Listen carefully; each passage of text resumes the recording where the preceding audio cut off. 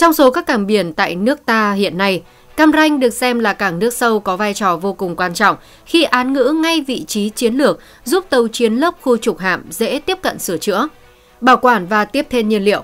Vì vậy, Mỹ đã nhiều lần nói xa nói gần, thậm chí là nói thẳng để Việt Nam chúng ta cho anh đại này đóng căn cứ quân sự tại đây nhằm kiềm chế Trung Quốc trên Biển Đông.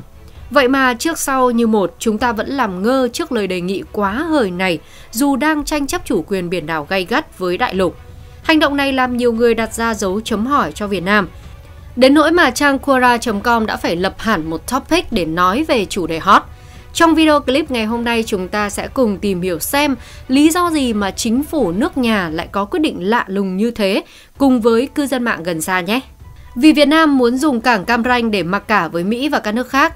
Phía dưới câu hỏi của trang Quora.com đưa ra, độc giả Hoàng Hà Nguyên Vĩnh đã bình luận như sau. Với vị trí cực kỳ quan trọng như vậy nên chả có gì khó hiểu khi Việt Nam dùng Cam Ranh như là con át chủ bài để mặc cả với Mỹ, Trung, Nga và thậm chí là Philippines và Malaysia. Bởi vì hơn ai hết chúng ta hiểu rằng bất kỳ ai được quyền cập cảng Cam Ranh họ đều chiếm được ưu thế lớn trong các cuộc tiến công trên biển. Có cùng ý kiến với bạn Hoàng Hà Nguyên Vĩnh thì cư dân mạng Vernon Forges chia sẻ, chuẩn luôn, về mặt chính trị bạn nên giữ con át chủ bài này cho đến khi bạn thực sự cần dùng đến nó. Vì vậy khi Mỹ thường xuyên tuần tra trên biển như bây giờ, Việt Nam cần gì phải cho họ xây thêm căn cứ ở sân sau của mình. Đúng như những gì mà hai bạn đọc trên vừa nói, cảng nước sâu Cam Ranh chính là quân bài siêu lợi hại mà Việt Nam hiện đang nắm giữ trong tay trong cuộc chiến khốc liệt tại Biển Đông. Bởi vì nơi đây án ngữ ngay các tuyến đường biển quan trọng nhất thế giới đi qua Biển Đông, nằm cách eo biển Malacca chỉ 950 hải lý và cũng rất gần với hai sân bay lớn là Tuy Hòa, Cam Ranh. Theo như các chuyên gia quân sự hàng đầu Hoa Kỳ đánh giá thì cảng Cam Ranh là một trong những cảng biển xịn sò nhất khu vực Ấn Độ-Thái Bình Dương. Nó có khả năng đón tiếp tàu ngầm, tàu hải quân cùng với hàng loạt những tàu sân bay khủng khác, lại có khả năng phòng thủ cực kỳ tốt, cho nên được ví như pháo đài tự nhiên chống lại các cuộc tấn công có thể xảy ra bất kỳ lúc nào. Chính các thế mạnh vô đối như thế mà Nhật, Pháp và ngay cả Mỹ trong quá khứ đều nhìn Cam Ranh một cách thèm thuồng. Họ muốn biến nơi đây thành một chỗ neo đậu tàu chiến và là căn cứ quân sự đáng gờm trước các đối thủ khác trên Biển Đông. Ý định này được Mỹ theo đuổi cho đến tận bây giờ, nhưng tất nhiên nó vẫn chưa trở thành sự thật bởi vì vẫn chưa có được cái gật đầu của Việt Nam. Rất có thể Mỹ sẽ mãi không có được cái gật đầu nào vì hơn ai hết Việt Nam quá rõ sự lợi hại của cảng biển Cam Ranh để kiểm soát loạt nước lớn khác trong ngoài khu vực như Nga, Trung Quốc và nhiều anh em trong khối ASEAN.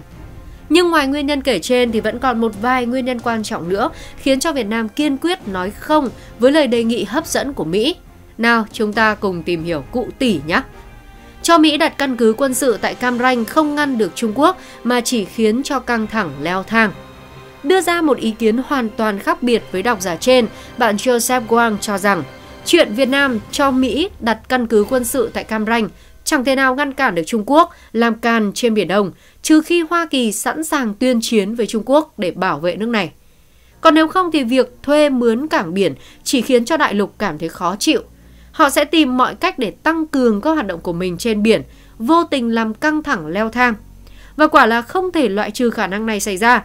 Nếu Việt Nam để Hoa Kỳ đặt căn cứ quân sự tại Cam Ranh, chắc chắn là sức mạnh của Hải quân Mỹ sẽ tăng lên đáng kể, đủ để khe Trung Quốc.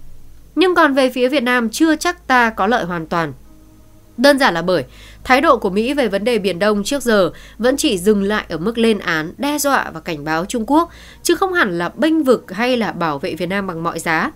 Chuyện chúng ta cho Mỹ đặt căn cứ quân sự tại đây ắt hẳn sẽ làm mất lòng Trung Quốc và tạo nên cái cớ để tàu khựa tiếp tục làm càn với Việt Nam trên Biển Đông. Một khi điều này xảy ra mà Hoa Kỳ vẫn đứng ngoài cuộc thì chỉ có chúng ta là nguy to và có nguy cơ vỡ trận như trời. Vì nói gì thì nói, so về sức mạnh hải quân, Việt Nam sao đọ được với Trung Quốc khi mà họ được mệnh danh là lực lượng hải quân lớn nhất thế giới với 350 tàu chiến. Kể cả Mỹ cũng bị xếp sau Trung Quốc với 293 tàu khủng, thì nói gì đến Việt Nam chỉ có 65 chú ngựa chiến trong tay. Rõ là bước đi này quá mạo hiểm, dễ đưa Việt Nam vào thế kẹt khi căng thẳng leo thang trên Biển Đông.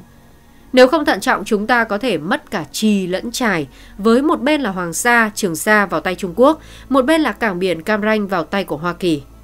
Tại sao mình nói như thế? Các bạn nghe tiếp dưới đây thì sẽ rõ ngọn ngành. Bởi vì Việt Nam không muốn đánh mất chủ quyền của mình tại Cam Ranh và vi phạm sách trắng quốc phòng năm 2019.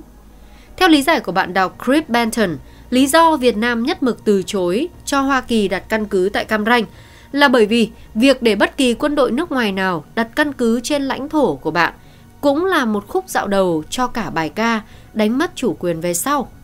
Còn bạn Anonymous cũng nói một câu hết sức thâm thúy rằng người Trung Quốc có một câu nói lâu đời là đưa ma về thì dễ, nhưng đuổi ma đi thì khó.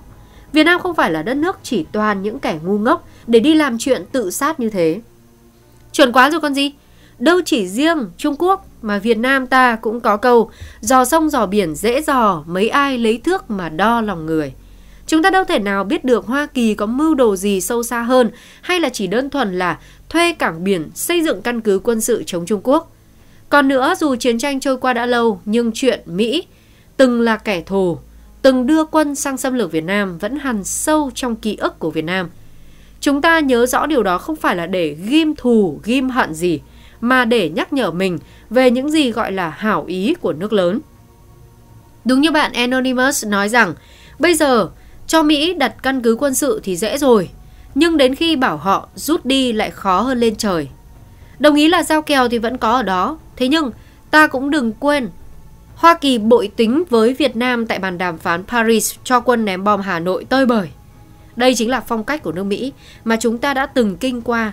Chính vì vậy, hơn ai hết chúng ta hiểu rằng tin lời Hoa Kỳ nói dễ mất nước như chơi khi anh đại này luôn có suy nghĩ lếu láo rằng anh đây là nước lớn thì sợ gì bố con tên nào. Thuận anh thì sống, chống anh thì chết, nên lời anh nói chính là thánh chỉ. Tuy nhiên đây chưa phải là tất cả. Ngoài chuyện đảm bảo chủ quyền quốc gia ra, lời từ chối khéo của Việt Nam còn là sự bảo chứng cho những gì đã được tuyên bố trong sách trắng quốc phòng năm 2019 với 4 nguyên tắc.